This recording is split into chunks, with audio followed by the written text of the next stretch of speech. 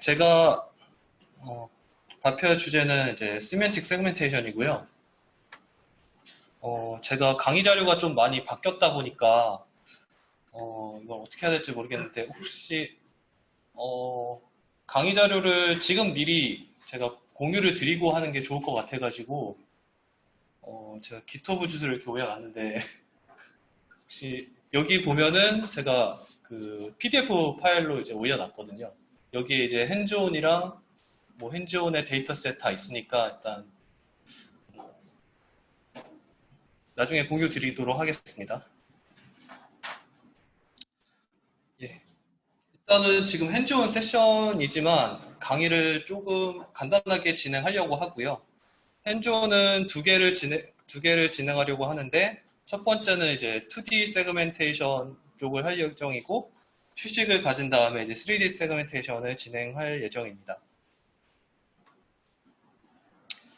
네, 먼저 세그멘테이션의 정의부터 말씀을 드리자면 뭐 이전 시간에 조성만 선생님이 디텍션에 대해서 이미 다루셨기 때문에 뭐 많이 이해하실 거라고 생각은 되지만 이렇게 이제 고양이와 같은 이제 이미지가 주어졌을 때 이 부분은 이제 grass에 해당하고 이 부분은 cat이고 뭐 tree, sky 이런 식으로 픽셀 와이즈로 클래시피케이션 하는 걸 이제 세그멘테이션이라 하고요. 그래서 한 문장으로 정리를 해보자면 어떤 이미지가 주어졌을 때 컬러나 이제 엣지나 패턴 그리고 이제 뭐 방향성을 고려해서 이렇게 뭐 영역이나 구조를 분할하는 거를 이제 세그멘테이션이라고 보실 수 있겠고요. 이거를 이제 뭐 문장으로 정리하면 이렇게 되고 그래서 우리가 왜 시멘틱 세그멘테이션을 해야 되냐에 대해서 생각을 해보겠는데요. 일단 가장 뭐 적절한 예로는 레디오 믹스를 생각해 볼 수 있을 것 같습니다.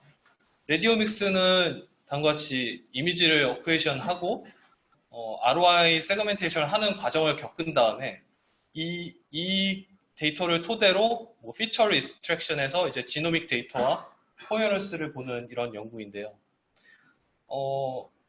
레디오 믹스에서 이렇게 시멘틱 세그멘테이션을 해야 되는 이유는 저희의 이제 판정하는 그 판단 기준이 뭔가의 이런 지역 정보에 기반한 뭐 경우가 많이 있기 때문이고요. 이렇게 세그멘테이션을 하지 않고 이미지 전체를 다 넣게 되면 뭐 정보는 많이 있지만 노이즈 성분조차 또 많기 때문에 만약 이런 슬라이스에서 뭐 오일리 바이 오일리의 이미지만 따졌을 때 뭐 2의 18승이라는 엄청난 정보량이 있기 때문에 CNN 자체가 피처를 잘 찾아내지만 뭔가 더 함축적인, 더 알짜 정보를 줘야 퍼포먼스가 올라갈 것이기 때문에 시멘틱 세그멘테이션이 필요하다고 생각을 하고 있습니다. 그래서 시멘틱 세그멘테이션이 이제 메디칼에서는 어떻게 쓰이는지 살짝 정리를 해보았는데요.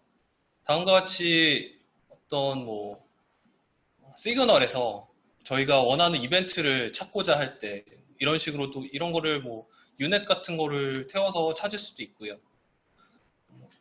많이 보신 이미지실 텐데 뭐 체스트 PA에서 런과 이제 뭐 심장 같은 거를 분할할 때 쓰이기도 하고 요거 같은 경우는 이제 안저 영상에서 베스를 세그멘테이션을 해서 베스의 뭐 패턴을 본다든지 이런 식으로도 많이 쓰고 있고 덴탈에서도 이런 식으로 많이 한다고 하고 있습니다.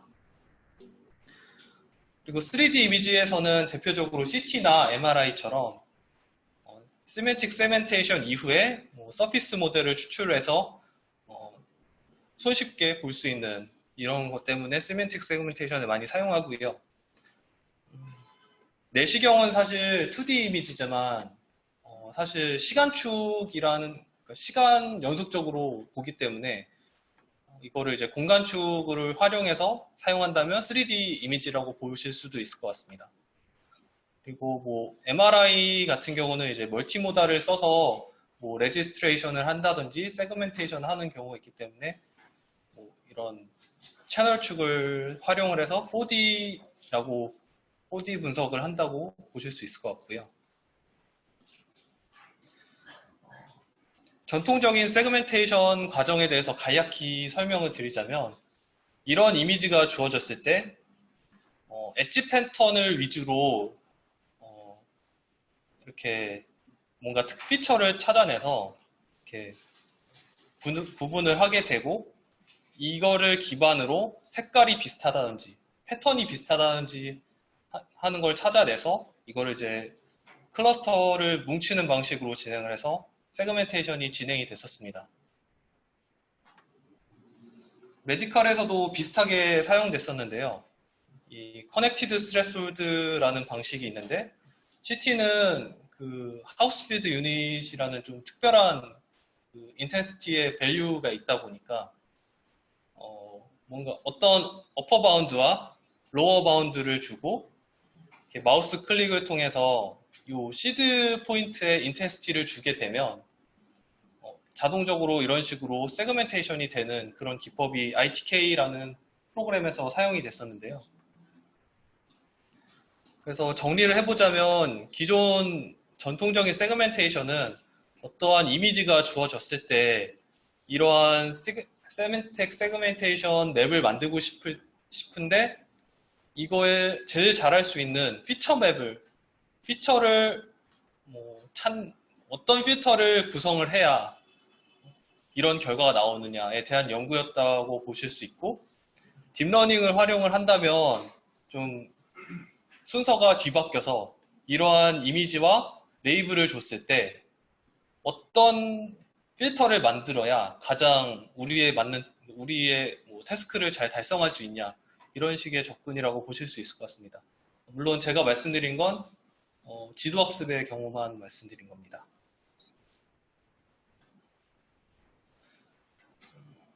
예, 다음은 이제 딥러닝을 활용한 세그멘테이션에 대해서 말씀을 드릴 건데요. 제가 세그멘테이션을 하면서 진행하는 워크플로우에 대해서 정리를 해봤습니다. 저뿐만이 아니고 대부분의 이제 머신러닝 하시는 분들은 다음과 같은 순서를 하실 것으로 생각이 되고요.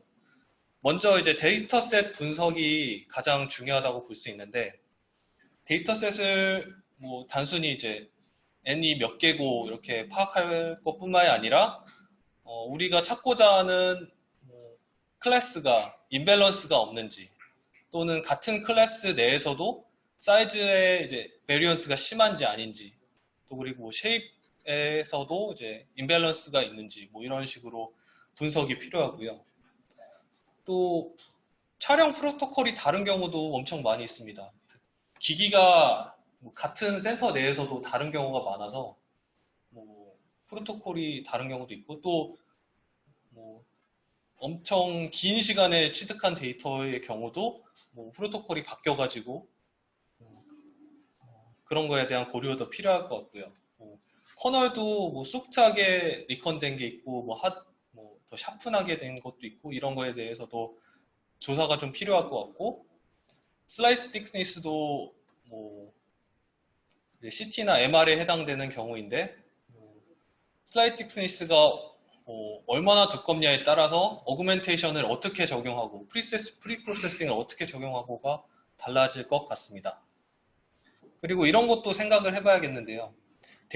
데이터를 만들 때, 그러니까 레이블을 진행을 할 때 이게 센시티브하게 레이블 된 것인지 아니면 스페시시티가 높게 레이블 된 건지 이거에 따라서 모델 학습 결과가 엄청 다를 수 있거든요.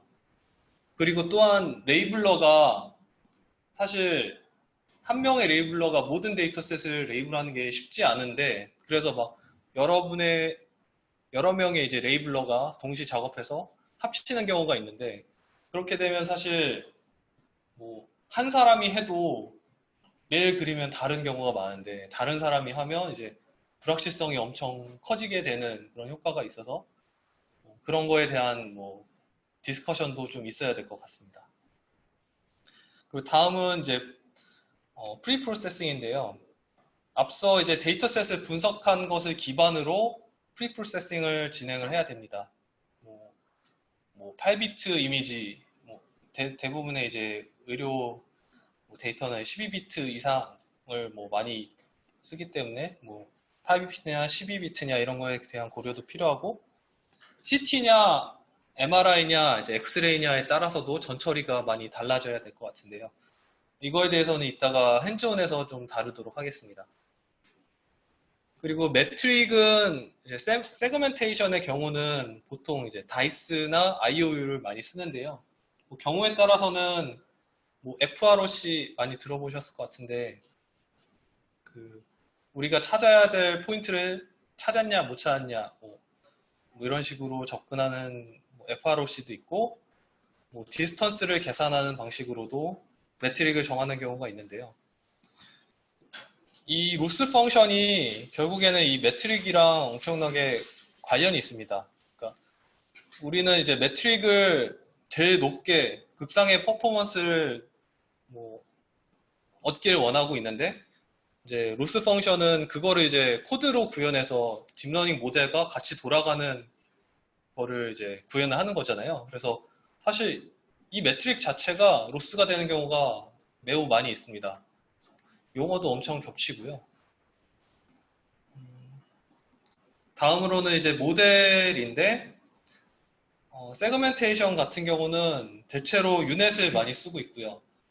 유넷에서 파생된 네트워크들이 대부분 많이 나오고 있습니다.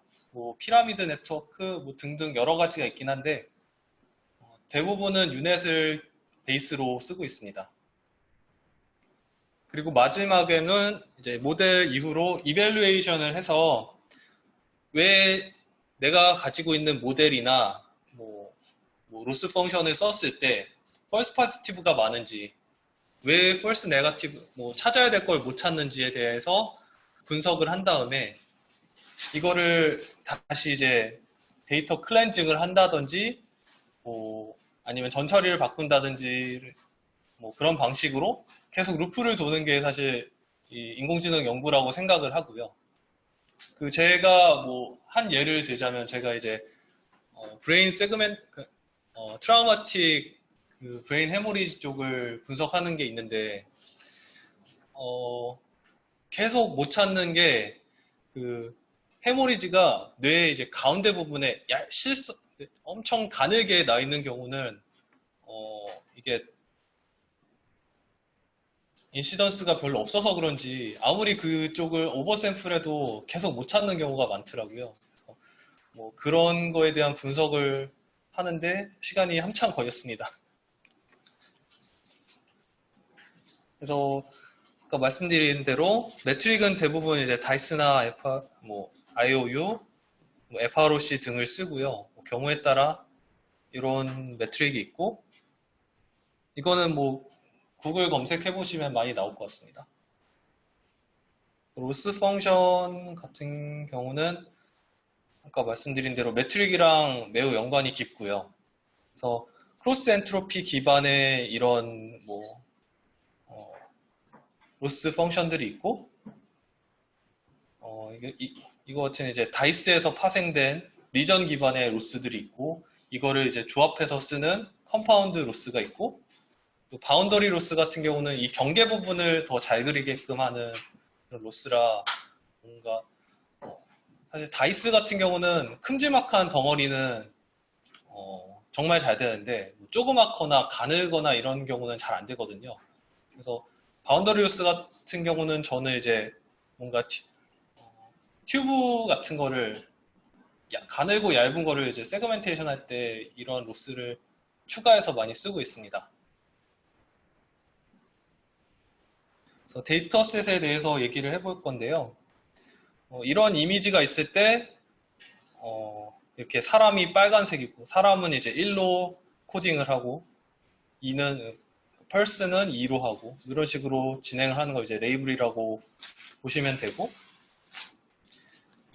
이러한 경우는 이제 사실 뭔가 오버레이가 없잖아요. 사실 요거를 이제 펄스라고 볼 거냐 이렇게 논란의 여지가 있는데 이런 경우에는 이런 식으로 채널을 여러 개 해서 뭐 이게 오버레이가 돼야 된다 뭐 이렇게 생각을 하시면 이런 식으로 각각의 데이터를 만들어 주시면 될 것 같고 뭐 굳이 그럴 필요가 없다 생각하시면 이런 식으로 레이블을 하면 될 것 같고요. 그래서 메디컬 레이블링 툴은 제가 이제 추천드리고자 하는 툴은 이제 ITK 스냅이라는 건데, 이건 이제 프리웨어고, 뭐, 윈도우나 맥이나 이제 우분투나 다 작동하는 앱이고, 또 그리고 특히 이제 2D보다는 3D에 적합한 레이블링 툴인데요. 이런 식으로 뭐 브러쉬를 이용해서 이렇게 쉽게 그릴 수 있습니다. 그리고 3D로 비주얼라이제이션도 쉽고요. 이거는 제가 알기로 다음 시간에 있을 김민규 박사님 수업에서 이렇게 핸즈온을 진행할 걸로 알고 있습니다. 다음은 이제 풀리 컨볼루셔널 네트워크라 해서 그 딥러닝을 활용한 세그멘테이션을 진행한 최초의 뭐 연구라고 보실 수 있겠는데요. 먼저 논문에서 가져온 그림인데, 기존에는 이제 알렉스넷이라 해서 이 네트워크는 클래시피케이션 네트워크였거든요. 보시면 컨볼루션 레이어를 거치고 맥스풀링을 하면서 이런 식으로 피처들이 작아지는데, 이 끝에서 이제 플래튼을 하면서 다시 2차원 정보를 잃어버리게 되고, 이 마지막 단에서 클래시피케이션이 진행되게 됩니다.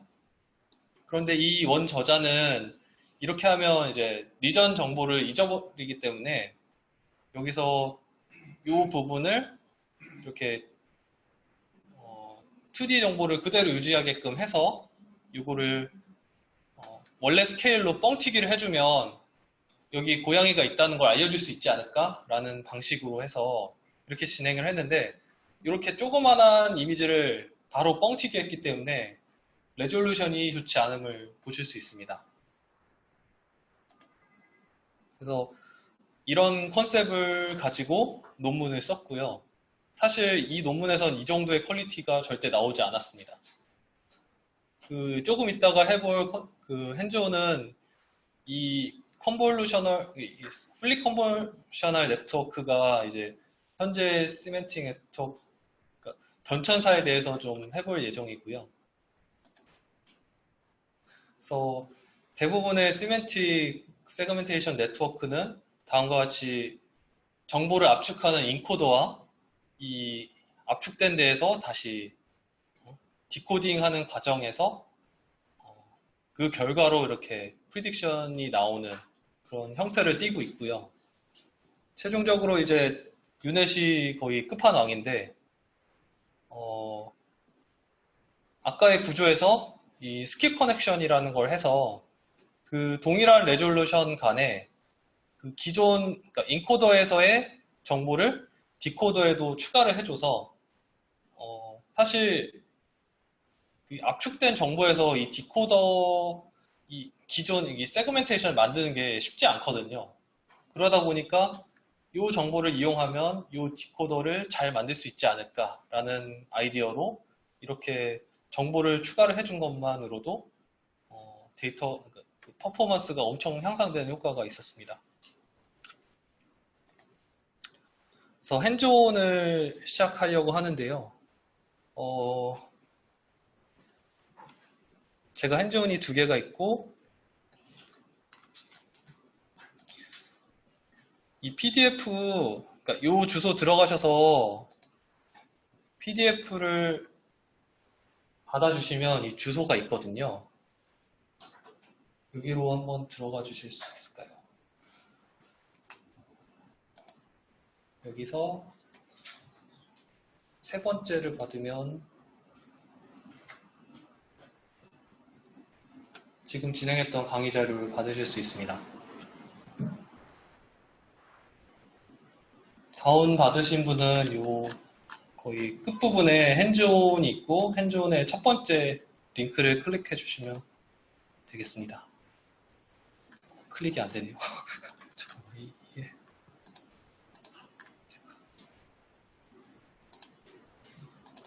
될 텐데.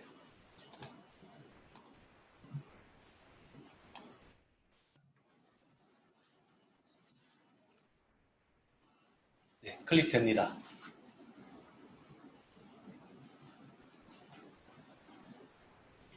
사실 핸즈온이 시간이 많이 걸려가지고 제가 막 엄청 빠르게 진행을 했는데요.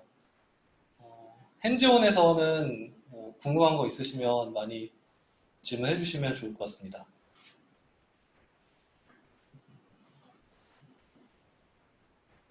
혹시 여기까지 콜렉까지 띄우는데 어려움 없으신지요?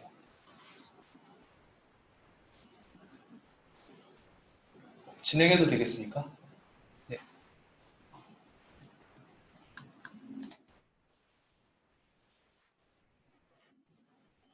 네, 그럼 시작하도록 하겠습니다. 첫 번째는 이제 데이터셋을 받아오는 과정이고요. 아이고. 먼저 확인해 주실 게 이런 팝업이 뜨나요? 여기서 그냥 무시하고 계속 하시면 되고, 런타임에서 그 GPU 세팅을 해주셔야 됩니다. 이전 시간에도 이렇게 했었죠.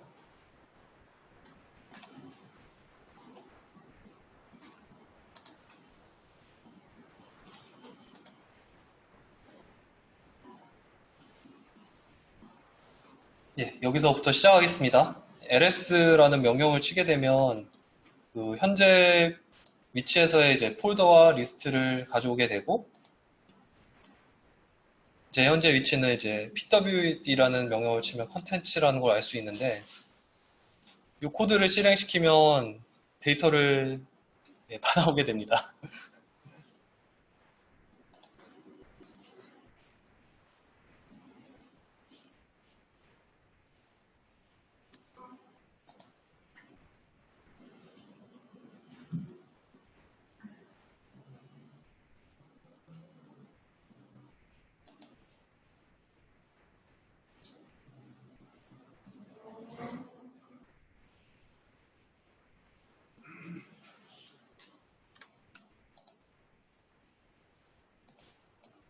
예, 데이터를 다 받게 됐고요. 다음을 실행시키면 제가 이 GitHub에 파일을 압축해서 올려놨는데 압축이 풀리게 됩니다.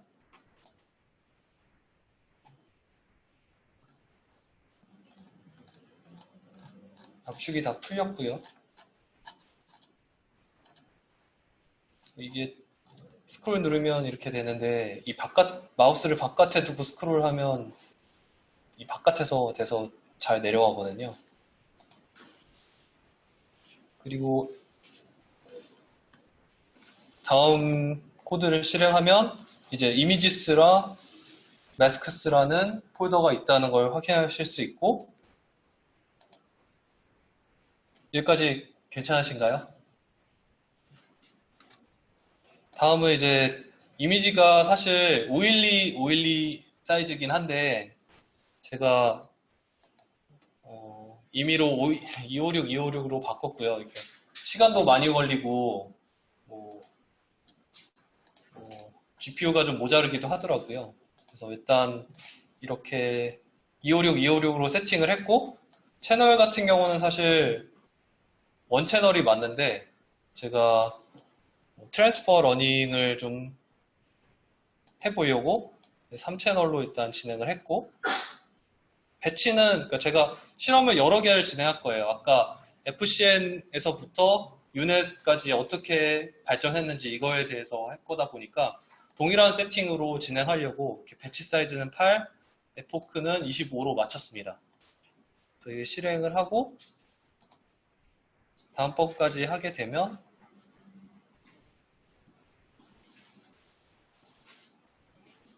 총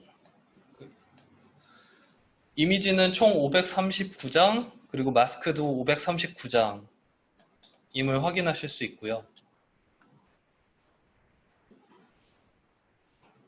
그리고 다음 딥러닝을 위한 전처리 여기를 실행해 보겠습니다.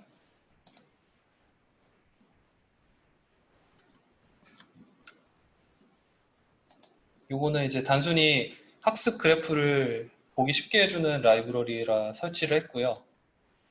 다음은 여기 부분을 시작을 할 건데, 아까 강의에서 제가 엑스레이냐 CT냐 MRI냐 따라서 전처리가 다르다고 했는데 엑스레이 같은 경우는 인텐시티 자체가 워낙 상대적인 값이고 바이어스가 심해서 또 그리고 또 엑스레이의 특징은 그 뭐 좌상단이나 우상단에 이제 LR 마크가 있지 않습니까? 그래서 그 부분이 인텐시티가 너무 크다 보니까 이제 사진마다 바이어스가 워낙 심한데요. 그래서 뭐 많이 연구를 해보니까 상위 1, 2% 그리고 하위 1, 2%를 잘라내고 노멀라이제이션 해주는 테크닉이 제일 그 엑스레이에선 적절하더라고요. 그래서 조금 있다가 이런 식으로 노멀라이즈를 해줄 거고요.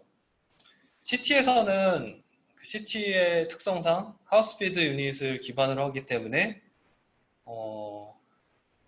사실 윈도잉을 많이 하죠. CT에서는 윈도잉 자체가 어떻게 보면 노멀라이제이션이라고 보실 수 있을 것 같습니다. 그래서 CT는 그 값 자체가 의미가 있기 때문에 패치 단위로 노멀라이제이션이 가능하고 MRI 역시 이제 엑스레이처럼 인텐시티가 상대적이기 때문에 이것은 이제 패치 단위로 노멀라이제이션 하게 되면 완전 엉망이 되고요. MRI는 그 환자 단위로 노멀라이제이션을 해주신 다음에 그 패치를 뜯더라도 환자 단위에서 노멀라이제이션 한 다음에 패치를 뜯어야 합니다. 그래서 이거를 실행을 해보면 저는 이제 엑스레이이기 때문에 제가 여기 함수를 짜놨는데 상위 몇 퍼센트를 잘라내고 하위 몇 퍼센트 잘라내는 식의 코드를 짜놨고요. 그래서 상위 2%, 하위 2%를 자르게끔 했습니다. 그래서 플랫을 해보면 사실 그냥 이게 사실 8비트 이미지라서 2호로 나눈 거랑 사실 크게 차이는 안 나는데요. 저희 눈으로 봤을 때는 크게 차이는 안 나지만 인공지능 입장에서는 이게 성능이 한 1, 2% 정도는 아마 차이가 날 것으로 생각을 하고 있습니다. 실제로도 그랬고요. 그래서 지금 2%를 제외하고 양단을 이제 잘라내고 그린 그림이 있고요. 데이터를 한번 보시겠습니다. 그리고 데이터셋이 아까 총 539건이었는데 이거에 대해서 이제 학습을 위해서 트레인, 밸리드 테스트로 나누는 과정이 있고요. 혹시 질문이나 뭐 여기까지 안 되신다 하시는 분 없으실까요? 아니면 너무 쉬울까요?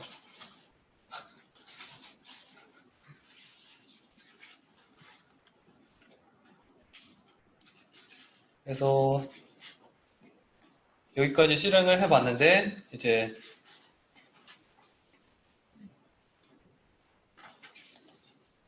이거 같은 경우는 지금 사이킷 이미지 sklearn이라는 라이브러리에서 랜덤하게 이렇게 20%를 잘라내는 라이브러리가 있는데 먼저 트레인과 테스트를 그러니까 전체 데이터에서 테스트를 20% 잘라냈고요.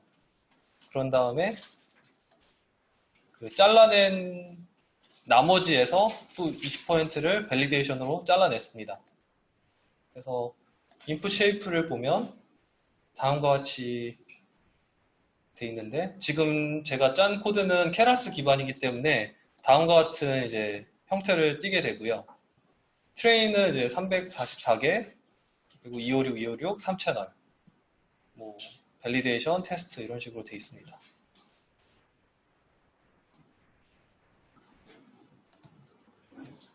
다음을 실행을 해보면 이제 뭐 랜덤하게 셔플해서 뭐 이렇게 데이터셋을 나누었지만 실제 임상적인 경우에서는 이렇게 다 섞어놓고 자르는 경우가 흔치는 않고요. 뭐 어떤 기간에 취득한 데이터는 뭐 트레인셋에 넣고 뭐 그 이후에 몇 달 기간에 취득한 데이터는 테스트 셋으로 쓰겠다 이런 경우가 대부분이기 때문에 사실 이렇게 그래프를 그려보면 막 경향이 다른 경우가 있거든요. 지금 같은 경우는 이제 다 셔플해서 했기 때문에 뭐 비슷한 경우라고 보이고 그래서 이런 식으로 히스토그램을 그려서 데이터셋이 다른지 일치하는지를 보는 경우가 많습니다. 그래서 지금 보여드린 히스토그램은 이제 픽셀 수를 단순히 비교를 한 거고요. 그러니까 사실 뭐 지금 이미지 자체가 뭐라 해야 되죠? 실제 뭐 거리에 대한 뭐 디멘전 정보가 없어서 이게 다이콤이 아니기 때문에 뭔가 헤더 정보도 없고 실제 이게 몇 밀리다, 이쪽이 몇 밀리다라는 정보가 없어서 뭐 엄밀히 말하면 볼륨을 잴 수 있을 것 같지는 않고 그냥 단순히 세그멘테이션 돼 있는 픽셀 수를 세보자 라는 식으로 접근을 했고 결과는 다음과 같습니다. 트레인셋은 다음과 같이 이런 약간 유니폼한 결과를 보이는데 뭐 테스트나 밸리데이션은 상대적으로 조금 뭔가 바이어스가 있는 것 같은 느낌이 들고 있습니다.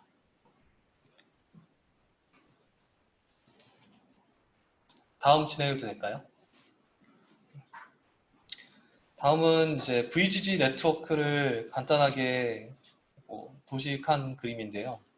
아까 그 FCN 소개를 드릴 때 이 부분에서 그 플리 커넥티드를 플래튼을 시키면서 그 2D 정보를 1D, 그러니까 뭔가 지역 정보를 잃어버린다고 말씀드렸는데, 그래서 이 VGG 네트워크를 코드로 구현한 게 다음 뭐라고 하죠? 네, 여기고 사실 여기는 사용하지 않을 겁니다. 그래서 원 저자가 그 마지막에 그 플리 커넥티드 레이어를 플리 컨볼루션 네트워크로 바꾸고 이거를 업샘플할 때 어떻게 업샘플하면 좀 더 그럴듯하게 업샘플을 할 수 있을까에 대해서 연구를 많이 해봤는데요. 사실 뭐 이러한 이미지를 그 뭐 32배 늘렸을 때 자연스럽게 되는 경우는 뭐 어떤 알고리즘을 써도 솔직히 이상하게 되고요. 이런 저런 필터를 다 써봤더라고요. 그래서 일단 그 플리 컨볼루션 네트워크의 가장 첫 그 시도를 이제 구현해볼 예정인데요. 이게 스텝 4의 첫 영살 분할 모델 이거를 실행해 보겠습니다. 먼저 실행해 보고 다음 것 다음은 이제 로스 펑션으로 이제 다이스를 쓸 건데 다이스에 대한 것을 이제 정의를 했고 다음 코드를 실행하면 이제 학습이 시작됩니다. 총 25번 에포크가 돌 거고요.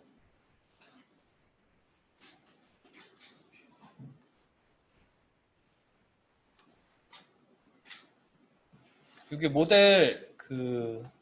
모델을 만든 거 보시면 아까 설명드린 대로 이 VGG의 플리 커넥티드 레이어를 삭제를 하고 단순히 이제 32배로 뻥튀기 하는 코드가 구현이 되어 있습니다.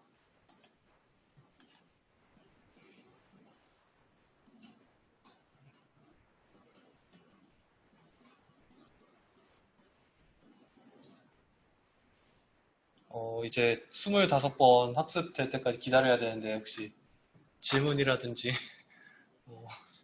제가 잘못 말씀드린 사항이 있을까요?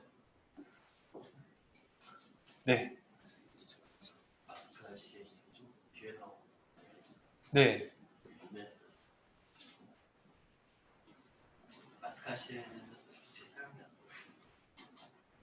마스카 CNN은 제가 아까 강의 자료 때 살짝 말씀드렸는데 인스턴스 세그멘테이션이 되는 모델이고요. 그러니까 디텍션 이후에 세그멘테이션 하다 보니까 엄밀히 말하면 시멘틱 세그멘테이션 아니고 인스턴스 세그멘테이션입니다.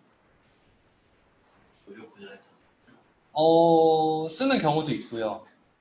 쓰는 경우는 많이 봤는데 일단 쉽게 접근할 수 있는 게 시멘틱 세그멘테이션이라고 보시면 될 것 같고 이게 데이터셋을 구성하는 게 조금 달라요. 그러니까 이거 같은 경우는 제가 아까 말씀드린 그 ITK 스넷이라는 프로그램으로 쉽게 레이블 할 수 있는데, 물론 요즘에 뭐 이런 맵이 있으면 이제 뭐 요런 데이터를 학습시키려면 이제 코코 데이터셋이라고 이제 뭔가 다른 데이터셋의 형태가 있거든요. 그거에 맞춰서 해주고 또 마스카시나 뭐 약간 그런 게 이제 유넷이나 이런 거보다는 뭐 구조가 복잡하거든요.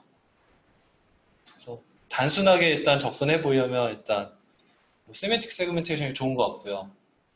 굳이 뭐 예를 들어서 벌티브라를 세그멘테이션 해야 되는데 이 순서가 되게 중요하다. 하나하나씩 다 세그멘테이션을 해야 된다. 그러면 인스턴스 세그멘테이션이 더 맞는 것 같습니다. 그거는 이제 태스크에 맞춰서 하면 될 것 같아요.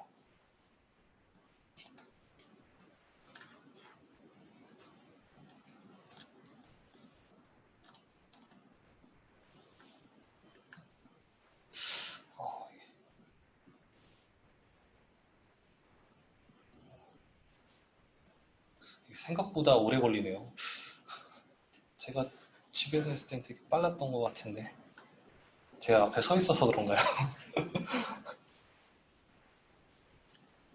지금 그래프를 보시면 제가 매트릭으로 에큐러시와 지금 다이스 코이피션트 이게 매트릭, 그러니까 다이스 매트릭이고 가장 마지막에 뜨는 것이 이제 로스인데 다이스를 로스로 쓰고 있거든요. 그래서 사실 이게 요거랑 요거랑 그냥 뒤집어 놨을 뿐이지 사실 거의 일치하는 거라고 보시면 됩니다.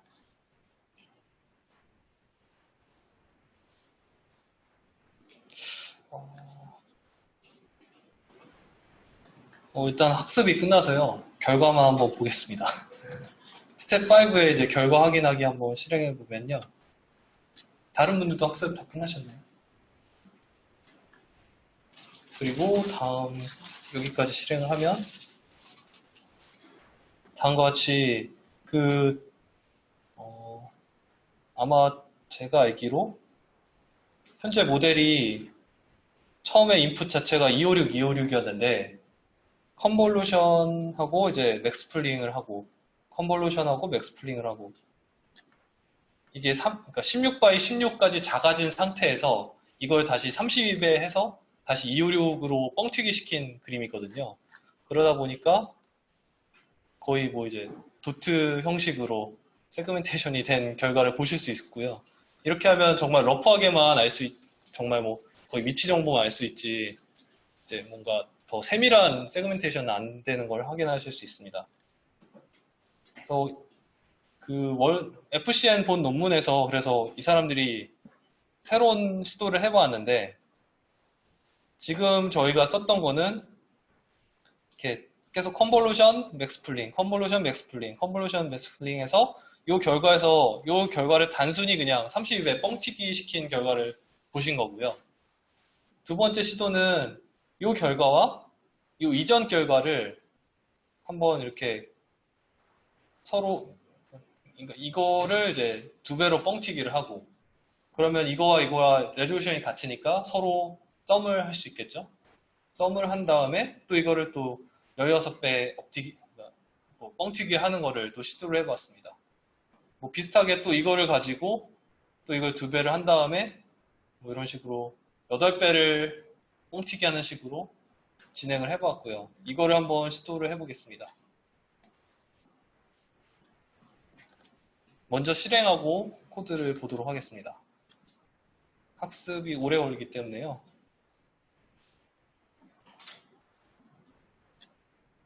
네, 학습 진행되고 있고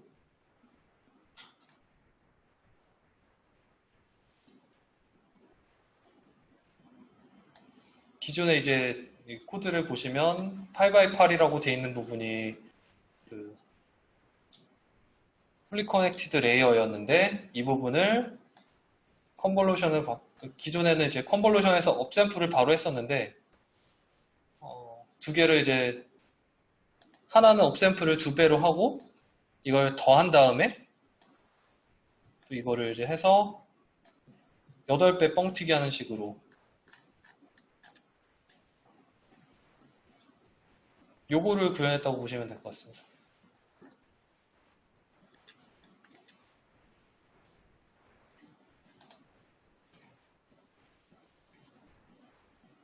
뭐 결과는 예상하시겠지만 좀 더 이제 더 세밀하게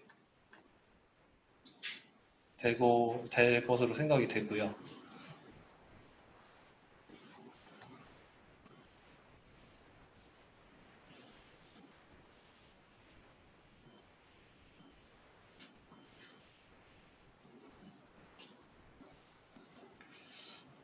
휴식 시간을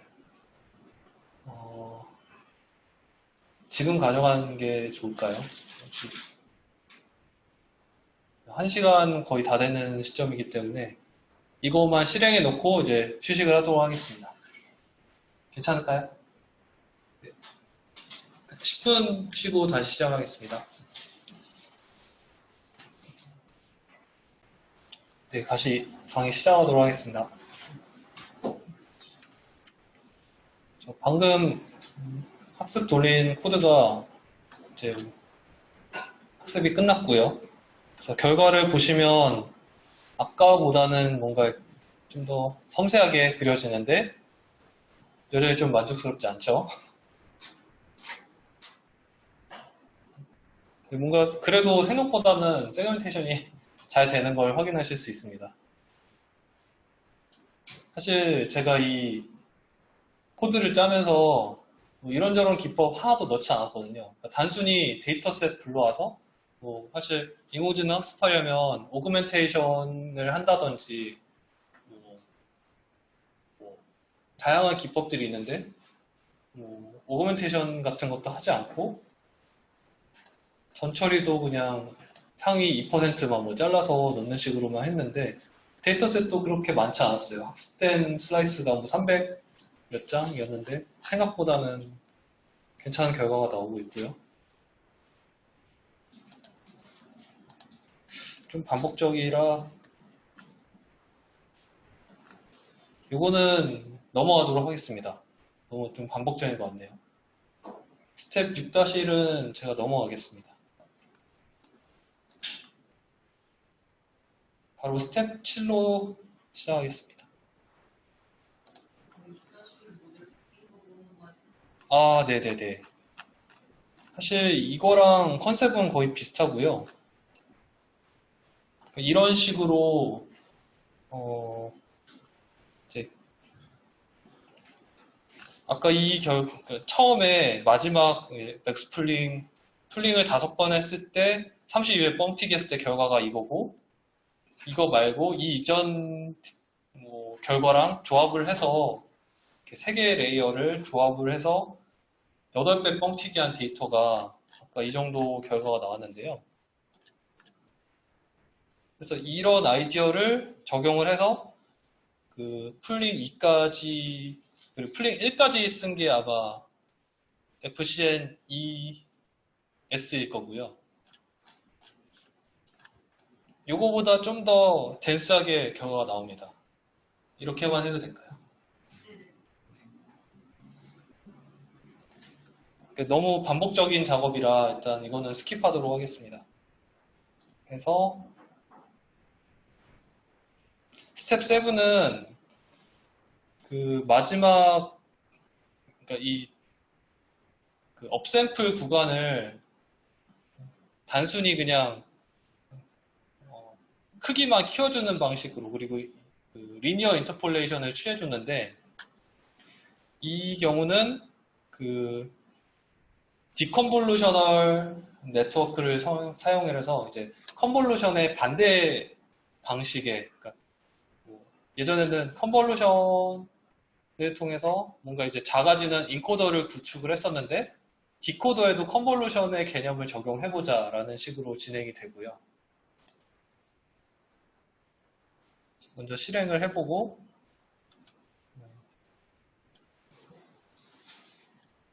학습 진행되고 있고요. 구성이 약간 그 인코더 부분이랑 디코더 부분이 거의 대칭성을 띠고 있습니다. 여기도 이제 컨브 트랜스포즈라 해서 이게 디컨볼루션이라고 보시면 될 것 같고, 어떤 사람은 이제 디컨볼루션, 어떤 사람은 이제 컴브 트랜스포즈라고도 하는데, 이렇게 구성이 되어 있고요.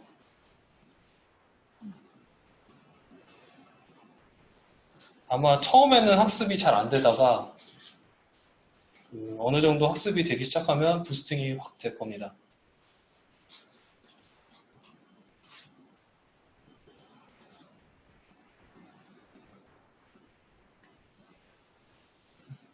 지금 하고 있는 거는 이제 아까 말씀드린 유넷에서 스크립트 커넥션만 없는 거라고 보시면 되고요. 이제 최종적으로는 유넷을 해서 결과를 볼 예정입니다.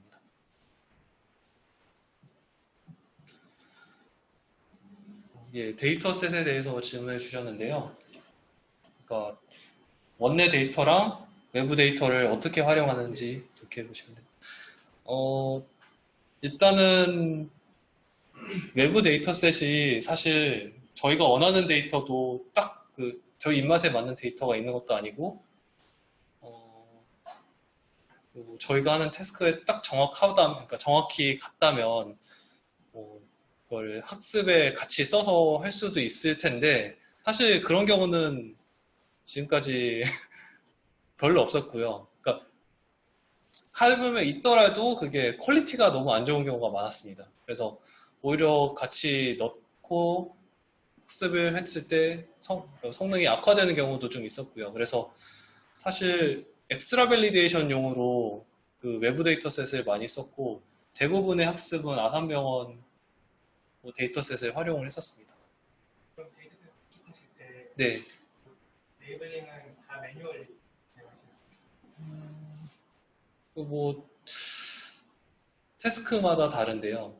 대체로는 일단 초기에 매뉴얼로 하고 그 이후에는 이제 인공지능으로 어느 정도 학습이 됐을 때 인퍼런스를 한 다음에 그거를 수정하는 방식으로도 많이 쓰고 있습니다.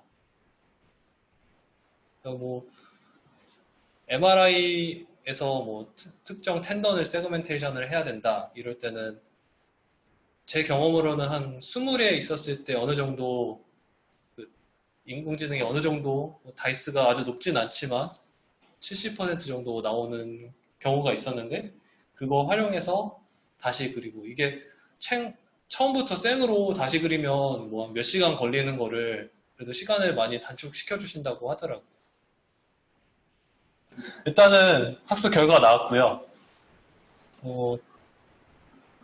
아까보다 좀 더 댄스하게 결과가 나오죠. 근데 뭐 이게 그라운드 트루스가 사실 여기는 이렇게 매끈하게 그렸는데 인공지능은 이런 식으로 뭐 어떤 레디올로지스트 선생님은 이렇게도 그릴 수 있지 않을까요? 아무튼 이 정도 결과가 나왔습니다. 그래서 마지막으로 유넷인데요.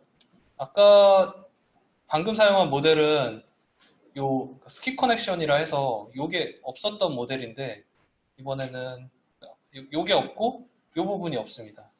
요 하얀 부분이 이전 인코더 부분에서 요 나온 결과를 여기다 붙여줘서 분석을 하는 방식인데 요거를 지금 실행하고 있습니다. 학습되고 있고요. 사실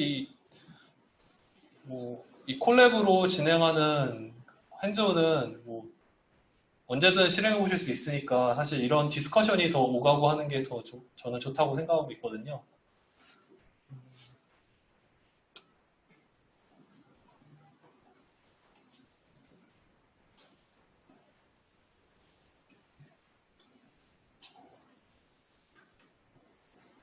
이 유넷 학습 결과를 보는 것으로 마지막으로 이제 2D 세그멘테이션 핸즈온은 마칠 예정이고요. 3D 세그멘테이션은 제가 준비할까 했다가 실제로 사용하시기 좋게 여러 가지 오픈 소스가 있는데 오픈 소스를 활용해서 해보는 게 좋겠다 이렇게 생각이 돼서 오픈 소스에서 튜토리얼 같이 돼 있는 걸 일단 갖고 와봤어요. 오픈 소스가 제가 조금 이따 말씀드리겠 텐데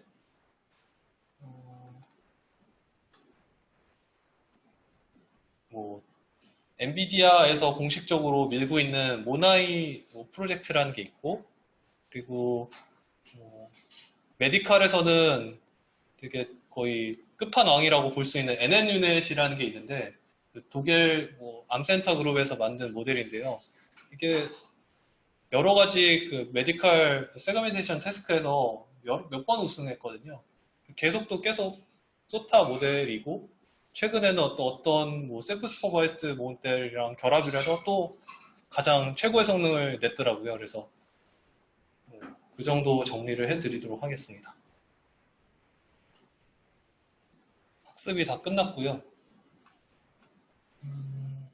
유넷으로 학습한 결과가 나왔는데 이게 제일 나아 보이죠? 네. 뭐 어그멘테이션 이런 기법 하나도 없이 그냥 생으로 한 300 몇 장 학습시킨 결과가 이 정도 나왔습니다. 그래서 저 같은 경우는 일단 베이스 유넷을 한번 돌려보고, 그러고선 뭐 그러니까 이런 결과가 어떤 문제점이 있는지 분석을 해본 다음에 우선 데이터 클렌징을 뭐 다시 한다든지 로스를 바꾼다든지 뭐 학습 전략을 바꾼다든지 이렇게 사실 일단 유넷을 좀 믿고 쓰고 있습니다. 그래서 이렇게 2D 튜토리얼은 마칠 예정이고요. 네, 그 메일로 그 선생님들께서 어떤 부분을 원하시는지 그러니까 시멘틱 세그멘테이션 관련해서 어떤 부분을 원하시는지 이렇게 써주신 게 있어서 그거에 대해서 가져와 봤는데요. 일단 뭐 소타 모델이랑 메소드에 대해서 여쭤보시는 분이 있었는데 저는 이 페이퍼 위드 코드라는 사이트를 자주 가서 보게 되고요. 이 사이트에 이제 보시면 태스크별로 어떤 모델이 가장 쏟하다 이게 제일 잘 정리가 돼 있거든요. 이런 데 들어가 보시면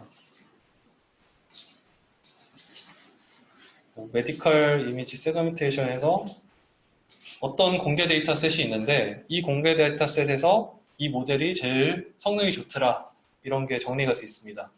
예를 들어서 뭐 이런 데이터셋이 있는데 뭐 비교할 모델이 없네요.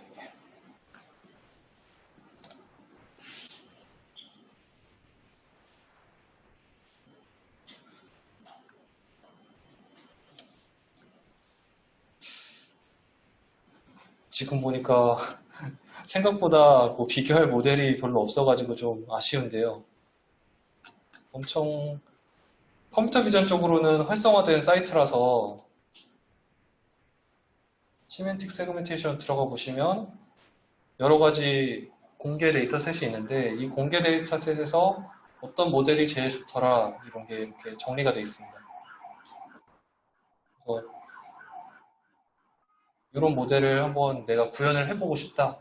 그러면 여기 코드를 가보셔서 이렇게 뭐 어떤 플랫폼으로 구현이 되어 있는지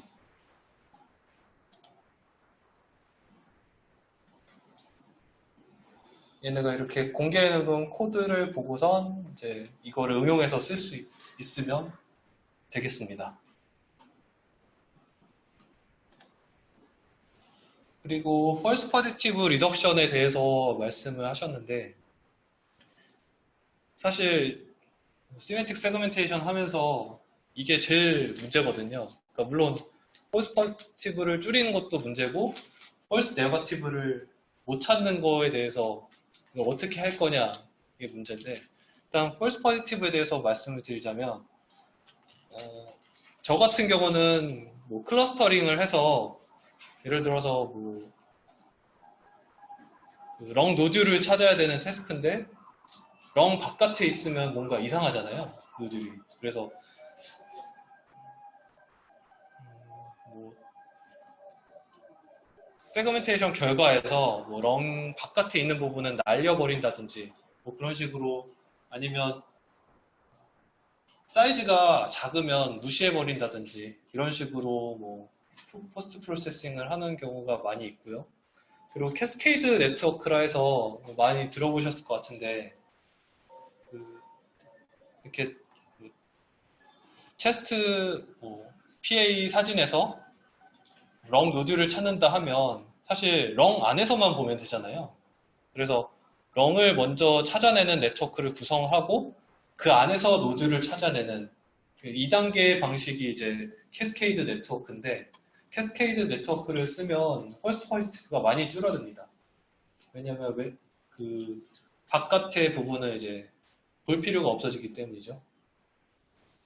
그리고 이제 세컨 레이블이라는 기법도 있는데, 모델에서 폴스 포지티브가 많이 나오게 되면 이 폴스 포지티브를, 폴스 포지티브라는 게 이제 그라운드 트루스랑 모델에서 나온 아웃풋을 비교를 한 거잖아요. 이 폴스 포지티브들을 또 다른 레이블로 지정을 해서 다시 학습을 시키면 애매한 그 폴스 포지티브를 제거할 수 있는 그런 효과가 있습니다. 물론 이렇다고 센시티비티는 약간 페널티를 먹을 수 있는데 폴스 포지티브는 효과적으로 줄일 수 있을 거라고 생각이 들고, 이거는 케이스마다 너무 달라가지고 저 같은 경우는 이걸로 큰 효과를 본 적이 있고, 그래서 이런 기법도 추천드리고요. 그리고 뭐 최근에 미카엘한 학회에서는 이런 것도 트렌드가 있더라고요. 포스트 프로세싱은 보통 사람이 룰 베이스로 아까 말씀드린 대로 롱 안에 있으면 오케이고 롱 밖에 있으면 제거한다 이런 식으로 접근을 했었는데, 포스트 프로세싱 자체도 학습으로 해보는 게 어떨까라는 식으로 접근하는 연구들이 많이 있었습니다. 이런 것도 가능할 것 같고요. 그리고 오픈소스에 대한 문의도 있었는데, 오픈소스는 제가 아까 말씀드렸던 모나이는 이제 엔비디아에서 메디컬 세그멘테이션 관련해가지고 3D 클래시피케이션, 3D 세그멘테이션 이거저거 다 제공하는 걸로 알고 있고, 아마 레지스트레이션 이런 것도 가능한 걸로 알고 있습니다. 그리고 NNU넷은 아까 동일 암센터 그룹에서 개발한 그 3D 세그멘테이션 네트워크고요. 아마 2D 기반은 안 되는 걸로 알고 있습니다. 그러니까 모델 자체가 2D 컨볼루션을 하는 건 되는데 엑스레이라든지 이런 2D 이미지 자체는 안 되는 걸로 알고 있습니다. 그리고 멀티 오간 세그멘테이션에 대해서 물어보셨는데, 제가 어떤 거를 이렇게 여쭤보고 싶은지 잘은 모르겠지만 일단 이런 사이트를 갖고 와봤는데요. 어떻게 없애냐?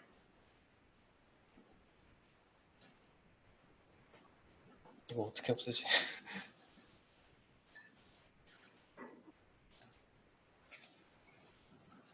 아까부터 자꾸 소타 얘기하시는데 소타가 뭔가요? 소타가 가장 최근에 그 성능이 좋은, 뭐의 약자인지 저도 갑자기 까먹었는데요. 스테이트 오브 아트입니다. 스테이트 오브 아트. 2017년인가에 진행됐었던 챌린지인데요. 메디컬 세그멘테이션 데스카슬론이라 해서 어떤 하나의 모델로 어떤 그 이미지 모달리티가 들어오더라도 잘할 수 있는 네트워크를 개발해보자 하는 식으로 대회가 열렸었는데요. 이게 사실 그 독일 암센터 그룹에서 개최한 대회긴 한데, 독일 암센터 그룹에서 우승을 했습니다. 아마 관련 없는 사람이 했던 것 같긴 하고요. 그 태스크는 이렇게 리버 튜머, 브레인 튜머, 히포캠퍼스, 렁 튜머 이렇게 다양한 모달리티의 데이터셋도 다루고요.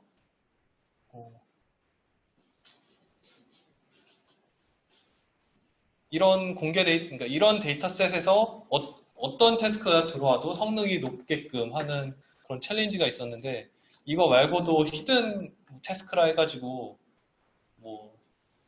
그러니까 실제로는 알려지지 않은 그런 태스크가 왔을 때도 잘할 수 있는지 이런 대회가 있었는데,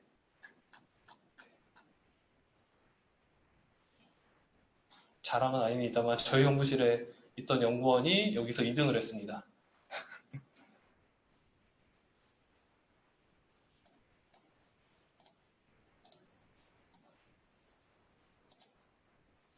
여기 적힌 거 말고 또 궁금한 게 있으시면 질문해 주시면 좋겠습니다.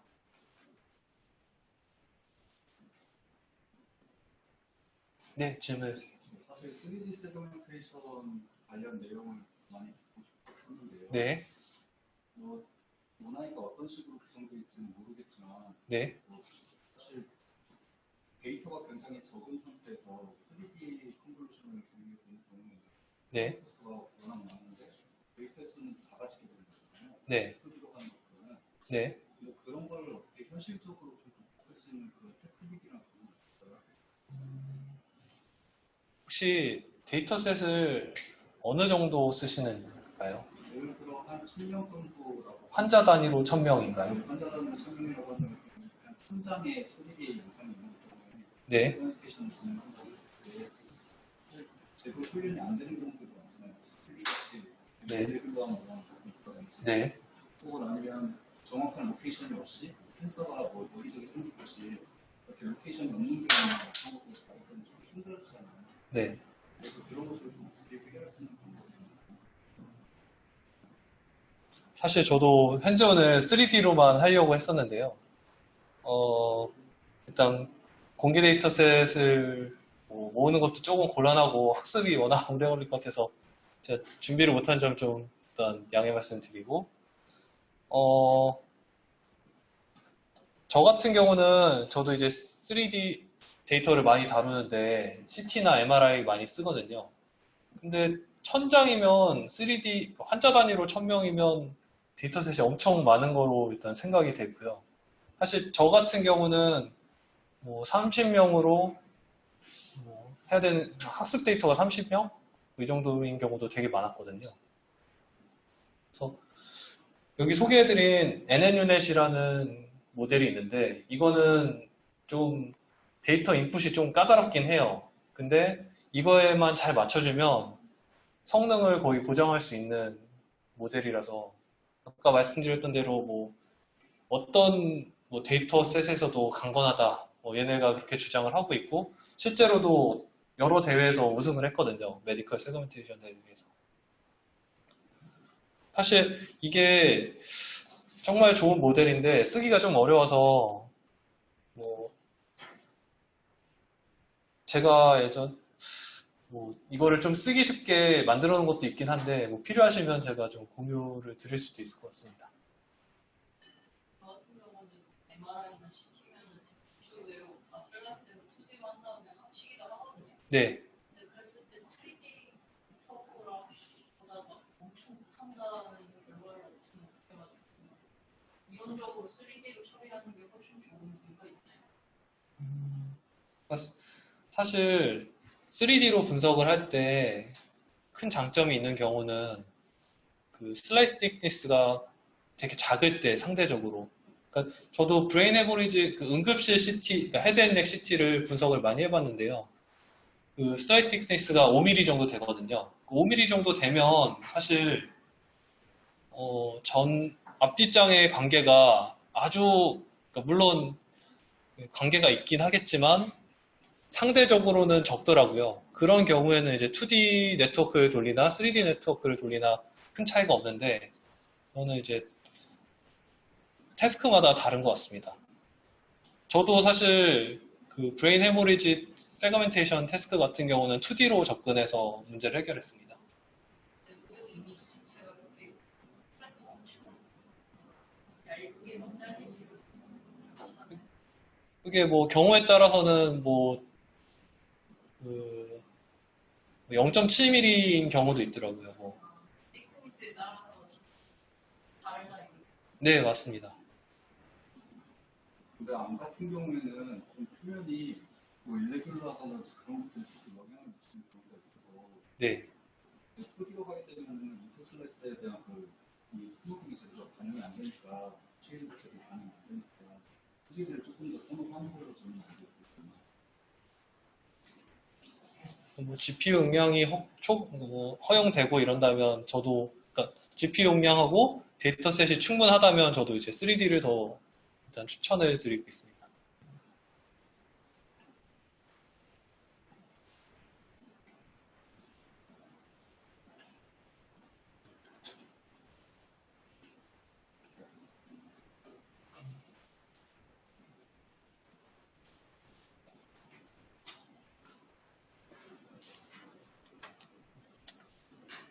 일단 핸즈온이 조금 수월하게 되지 않은 점에 대해서 좀 많이 죄송스럽게 생각을 하고요. 네, 질문해 주십시오. 3D 쪽은 제가 기능을 들어본 경험이 없어가지고 잘 모르겠는데 네. 저 같은 경우에는 만약에 이제 2D 이미지를 가지고 이제 3D로 이제 볼륨 렌더링을 진행하잖아요. 네. 그러면 3D 볼륨 렌더링을 진행하기 전에 원래 원본에 2D 영상이 있는데 그 영상을 가지고 분명히 합성을 하고 3D 볼륨 렌더링을 할 때 그 위치에 대한 결과를 같이 넣어서 주게 되면 그 3D 볼륨 렌더링 3D였을 때하고 2D였을 때하고 제 개인적으로는 크게 차이가 없을 것 같은데 3D하고 2D로 따로 차이가 많아요. 제가 잘 이해를 못했는데 다시 한 번만. 3D도 이제 진행을 학습을 하기 전에 원래 이제 2D 이미지를 가지고 3D로 원래 돌리는 걸 할 수 있잖아요. 네. 그럼 이제 2D도 되고 3D도 된다는 건데 그러면 이제 3D로 구축이 어려우면 2D로 이제 진행의 학습 결과를 3D에다가 적용을 한다고 하면 네. 결과가 서로 다르게 나오는 거죠.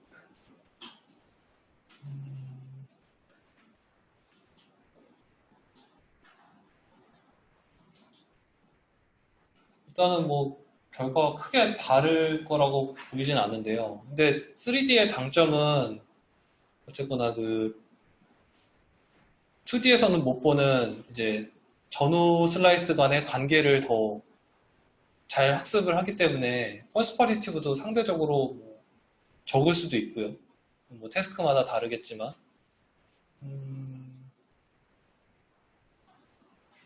결론적으로는 뭐 그런 요인 말고는 크게 다를 게 없을 거라고는 보입니다.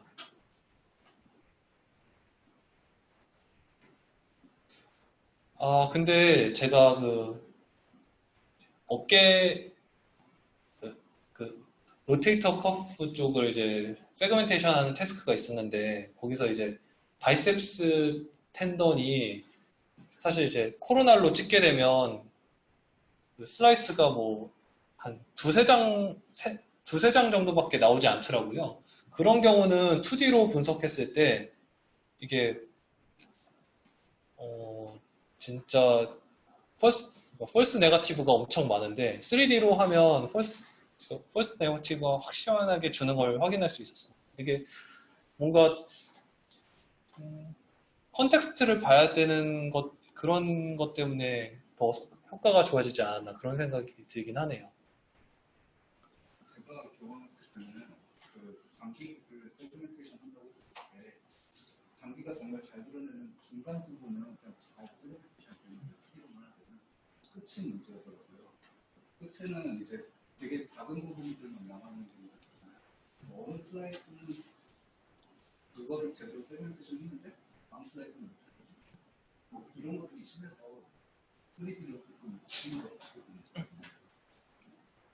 연결성이 제대로 보장이 안 돼 있어요. 인디펜던트하게 2D만 세그멘테이션 그러니까 연결성은 크기에 좀 세세하게 묶어서 넣어주면 있잖아요. 3D면 왕이 먼데짱 연결장이 그걸 담아야 되는 그러면 연결이 미션이 떨어질 것 같아서 그래서 그거는 여쭤봤습니다. 아까 말씀하신 것이 케이스가 되게 많지 않은 케이스 같은데 근데 그 덱스를 만약에 이제 다른 케이스 적용을 한다고 하면 이게 제가 일반적인 이제 노멀한 케이스들에 적용하기에는 너무 힘들기 그래서 2D에서 적용했던 결과를 가지고 나중에 3D 볼륨을 할때 거기에 있는 이제 공의 결과를 3D 볼륨 같이 결과를 쓰시면 제공의 리소스나 아니면 시간적으로 거나 이게 더 촉발적이지 않을까 싶어요. 왜냐면 3D 자체적인 데이터 하게 되면 우리가 조금 더 만약에 사용하는 메모리나 우리가 만약에 운영이 많이 컴퓨터로 그걸 비교하고 하면 컴퓨터로 이제 쓰는 컴퓨터가 몇 대인지 알고 방식으로 들어가면 많이 복잡하다고 차라리 2D로 하면 내 결과가 시간이 빨라지고 그거 자체가 바로 불분해적으로 결과로 변화를 하게 된다면 우리가 거기다가 이제 또 그 결과를 새로 입혀가지고 새로운 부분을 하는 게 빠르지 않고 좋지 않을까 그 생각을 해봤고 해본 경험 없어 3D로 해서 들어가서 그럼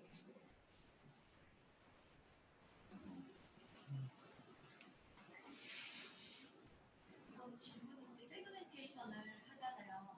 네. 세그멘테이션을 그러면 이제 만약에 뭐 한 번에 여러 개도 같이 세그멘테이션을 할 수 있나요? 네, 충분히 가능합니다. 그러면 그 세그멘테이션 그 세그멘테이션 A 그룹과 B 그룹 사이에 그냥 네. 거리나 그런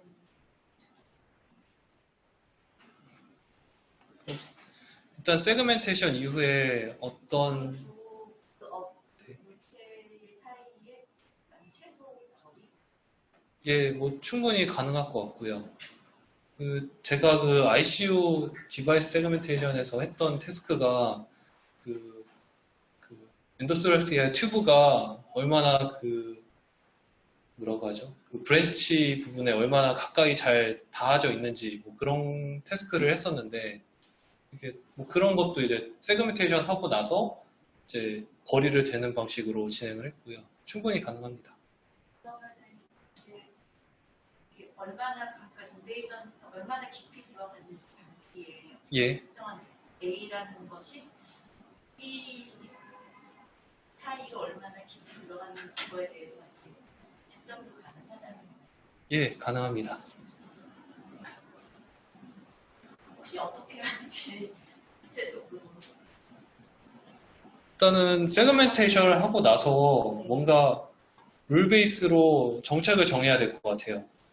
그러니까 뭔가 이렇게 가장 왼쪽 부분에 뭐 해당하는 거 이제 끝 부분으로 뭐 예를 들어서 지정을 한다든지 보통 이제 그러니까 사람이 판단하기에는 뭔가 어떤 게 룰을 정해서 이렇게 하잖아요. 예를 들어서 어디까지를 뭐 폐 영역으로 정의를 한다 이런 식으로 룰을 정하게 되는데 그거는 이제 인공지능이 나온 결과를 토대로 어떤 룰을 정해가지고 디스턴스도 결국에는 이 점과 이 점 사이에 뭐 직선거리를 한다든지 아니면 그건 이제 사람이 정하기 나름이잖아요. 근데 이제 A 양측가 항상 일정한 순서로 있는 게 아니고 네. 어떨 때는 이렇게 있다 어떨 때는 이렇게 있다고 어떨 때 있다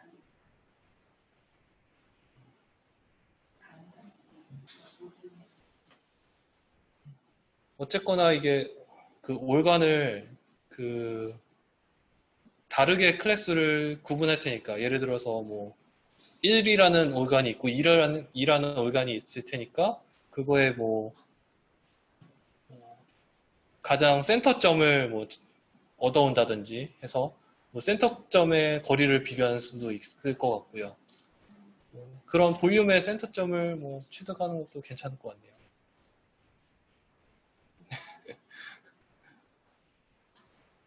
시간이 네네. 라디오믹스처럼 뽑는다가 그거는 뭐 CT를 활용을 하실 거면 3D를 하는 게 맞지 않을까 싶은데요.